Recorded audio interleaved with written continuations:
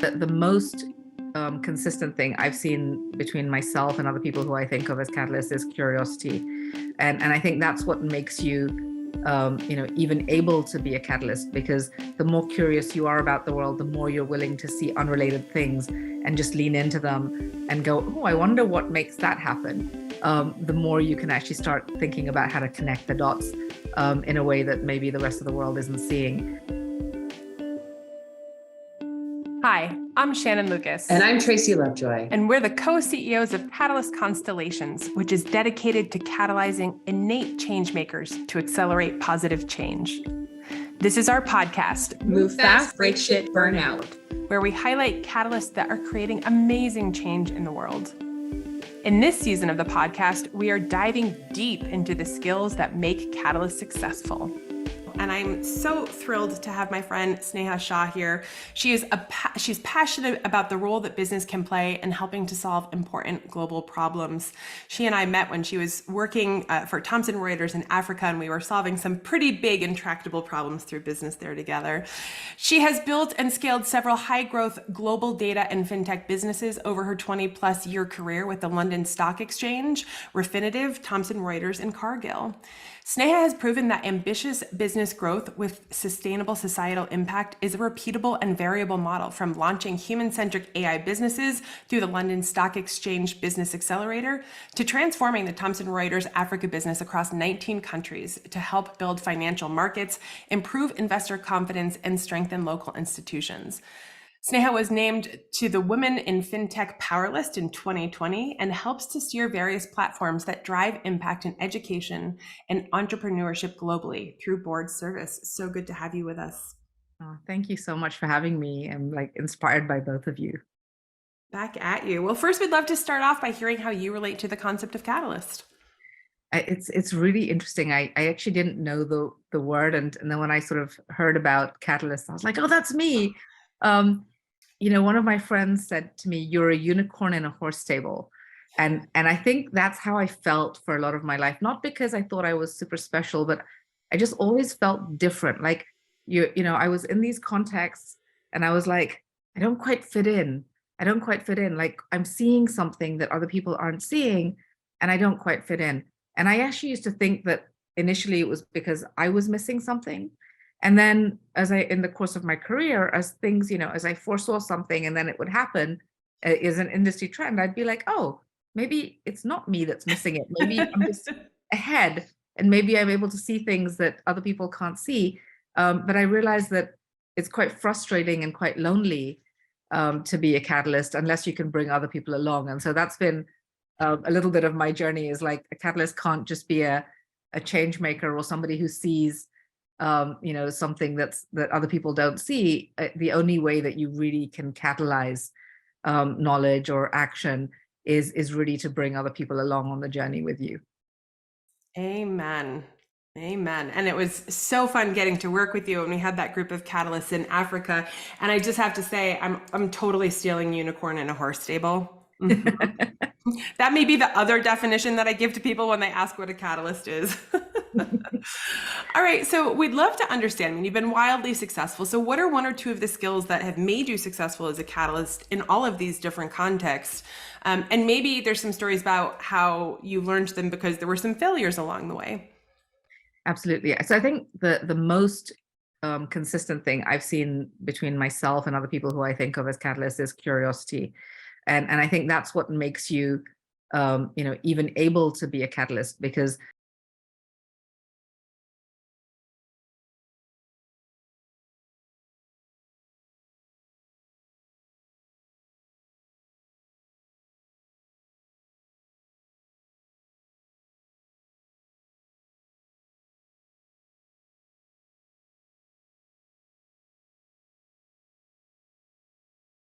the more curious you are about the world, the more you're willing to see unrelated things and just lean into them and go, oh, I wonder what makes that happen.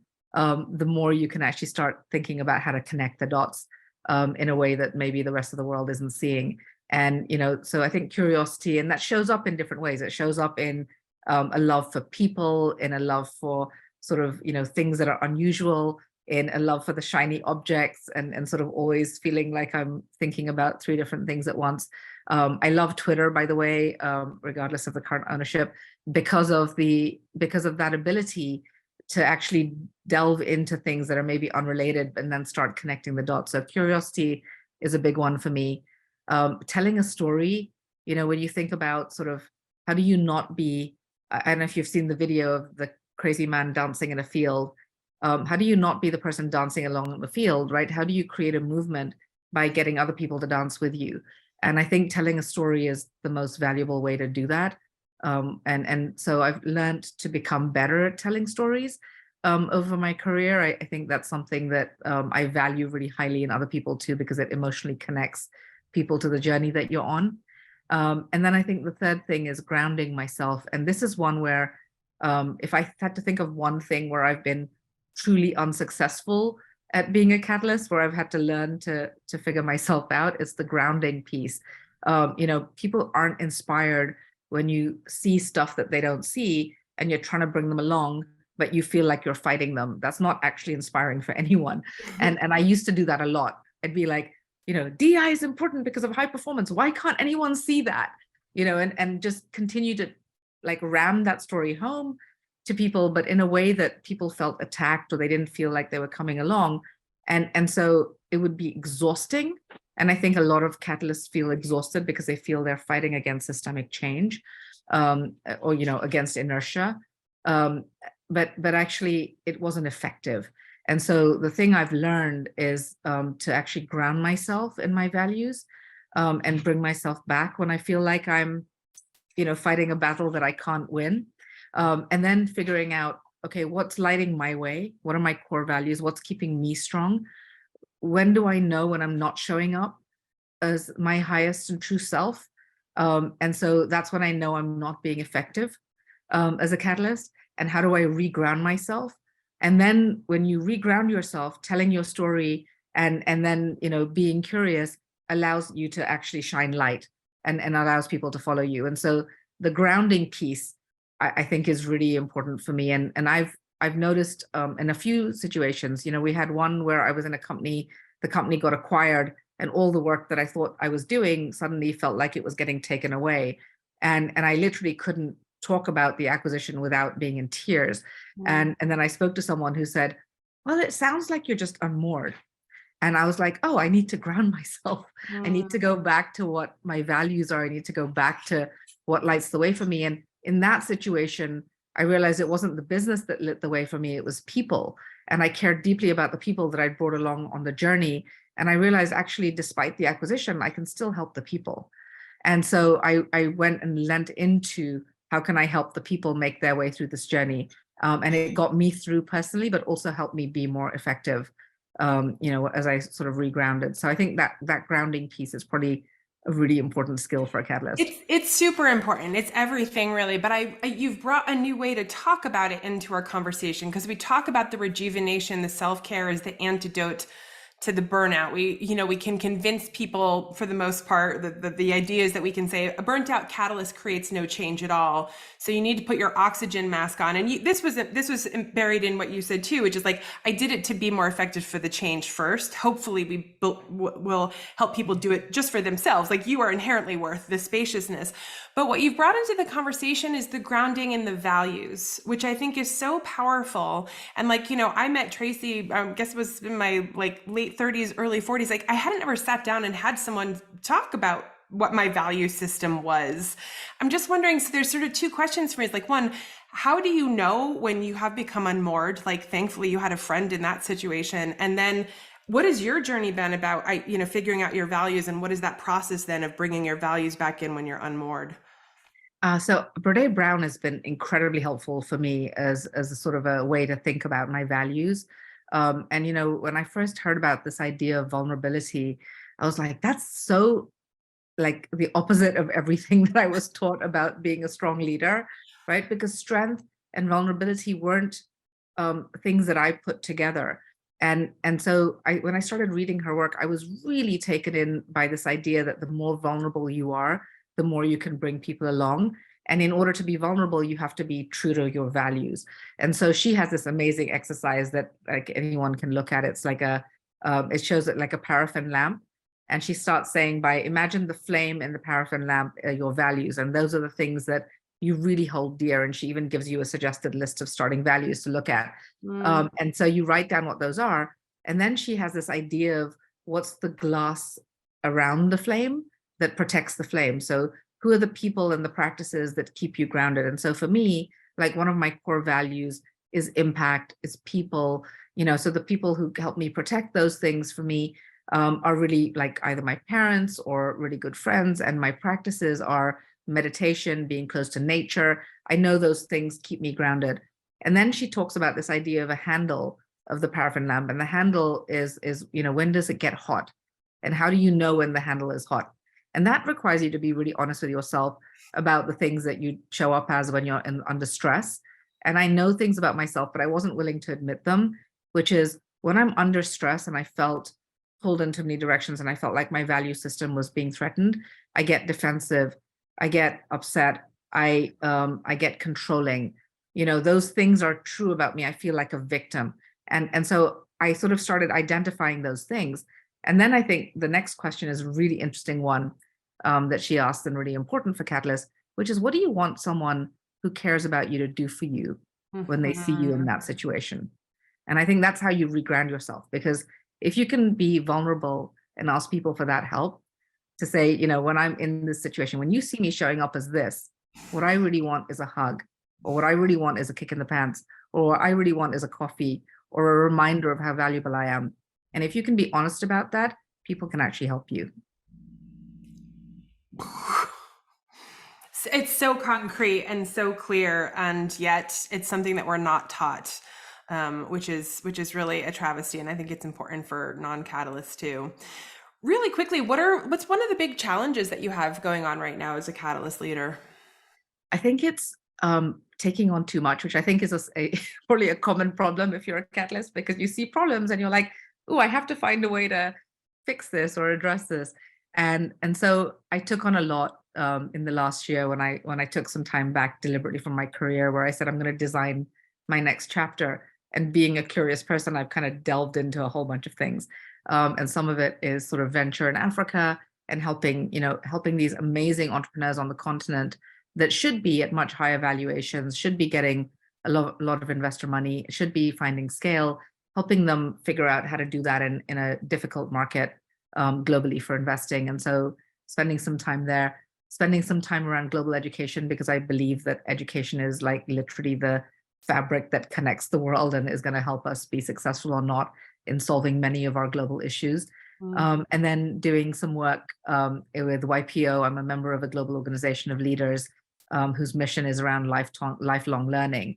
And I've been trying to do some work to make that group more diverse and inclusive. Nice. And I'm starting a new chapter for YPO in New York. So I've been doing that. And then I took on a new role that I'm going to be starting at the end of June with a large financial services firm to start a new ventures arm for them and help them figure out how to sense the ways that the world is changing and be more impactful. And so it feels like a lot. It's a very fulfilling portfolio. I get up every day energized and very happy, but at the same time, I always feel like I'm not doing enough. And so I think the challenge I've got is, how do I move things forward that I care deeply about?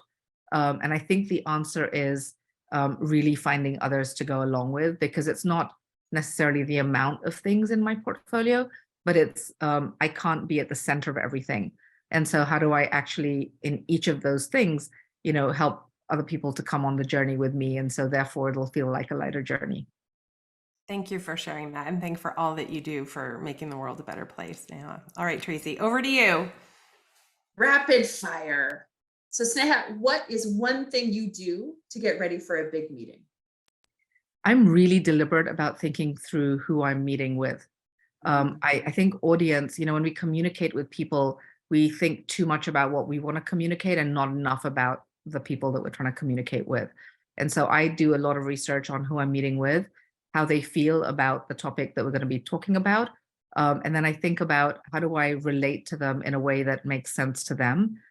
Because that's the only way that you will get them, to think about the thing that you care about deeply. So that's a big one. You set up this dichotomy earlier, which I love, dancing versus fighting, right? Does that play into how you've learned to dance better? Is that part of this process? Absolutely. I think the really interesting thing for me is when you fight somebody, they're immediately on the defensive. And so winning them back is really hard because their ego gets in the way. But actually, when you're dancing with someone, you can get them to be flexible because you're being flexible. And that is allowing you to be much more impactful. You can take them in the direction that you want much more easily. Yeah, I love that so much. Thank you. So what's your favorite way to spend a free day? Do you have free days these days? I do. I have free moments. I think I've learned that free days are very rare, but free moments are plentiful, and we sometimes don't recognize that. So I love to delve into creative things. I'm sort of a learner by nature, and so learning art for me is my new thing. I'm not very good at it, but I'm really enjoying the process. I love being in nature. I love coffee with friends. I love the stimulation of talking to people and learning new things. And I love food and wine. So trying new restaurants, trying new wine is always good. I love it. And I love the frame of free moments. Thank you for bringing that forward. Who is your favorite famous catalyst, alive or dead, and why?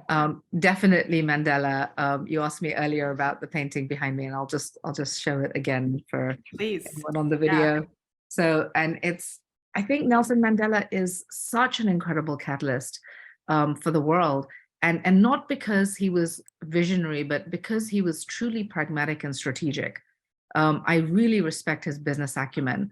One of the things he said a lot was, when you speak to somebody in a language that they understand, you speak to their head. And when you speak to them in their language, you speak to their heart. And it goes back to this dancing versus fighting analogy, like speaking in someone's language, really meeting them where they are, understanding, even if they're completely on the opposite side of where you are, understanding where they come from, and then speaking in their language can get them to really have you in their heart. And then that allows you to have the connection, and then allows you to, come along with them. So he's somebody that I continue to learn from. And I think the world will continue to learn from. Yeah. Thank you for that. And I love the arc of the conversation that really comes together with him as a beautiful representation. Thank you. Any calls to action for our listeners, Sneha? I think I was reflecting on what advice would I have liked to hear when I was early in my career about trying to be a change maker. And I work with a lot of young change makers, and it can feel overwhelming. And something that I read that I really love is this idea of small acts of great love. Being really intentional in the change that we want to make is really important, but actually the size of it doesn't have to be big to make change. Starting with something small, a connection, a voice, an action, like just anything, but doing it, very small acts of great love, doing it consistently will get you great change. Just want to breathe that in. Absolutely. Because even as I hear you and all the things that you're taking on, it can be hard to see that the small acts are what allow you to get there. Right? Yeah. You see a resume like yours and you think, oh my gosh, how do I climb that huge mountain? But all one small act at a time. It is just step by step. And I think that's the action is for everyone. Just take a step, and it has to be a small step, but do it intentionally and it'll be okay. Thank you. Thank you for bringing us there as we close up today. And thank you for joining us. It's been a joy to spend time with you today. Likewise, I've really enjoyed the conversation. And thank you so much to our listening audience. If you'd like to learn more about how to accelerate positive change, go to our website at www.catalystconstellations.com. And of course, be sure to check out our book, Move Fast, Break Shit, Burn Out, the personal operating manual for all you catalysts out there. If you have other catalysts in your life, hit the share button and send a link their way.